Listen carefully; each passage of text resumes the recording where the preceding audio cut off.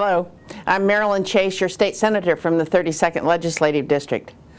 By now, I'm sure you heard about the hijinks that took place in the Senate floor Friday night. The Republicans, led by Senator Joe Zarelli, cut a deal with 3 conservative Democrats to join them in a procedural vote known as the Ninth Order. This move allowed the dissenters to bring a new budget to the floor that was more in line with what I can only assume are their values. The new budget, one that never went through the scrutiny of a public hearing, one that was seen only by the people who wrote it, unfortunately passed on a 25-24 vote. The lack of transparency during this process was reprehensible and is exactly the sort of incidents cynics point to when they question the motives and values of their elected officials. If the lack of public process in the adoption of the Republican budget makes you angry, its contents will make you sick. Here are a few of the lowlights. Disability Lifeline, a program which helps adults who are unable to work due to either a physical or mental disability, is eliminated, slashed by $85 million. The Housing and Essential Needs Program, cut by 75%.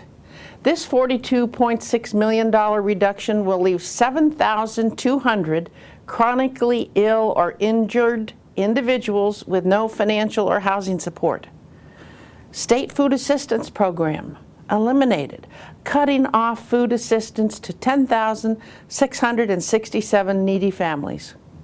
The Republican budget also cuts $202 million from the public assistance for families with children.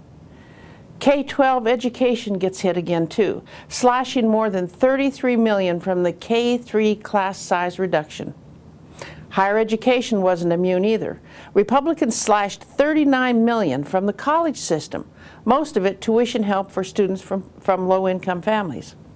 I will be the first to tell you that the Democratic budget wasn't perfect. It did, however, get a hearing in which the public was allowed to attend and offer their input, like in a democracy. It also fully funded education, both K-12 and higher ed, as well as spared many of the safety net programs that have been so decimated by all cuts budgets in sessions past. Myself and some of the other more progressive members of our caucus would prefer to see reforms to our state tax structure, something that would ask a little more from those who can afford it and a little less from those who can't.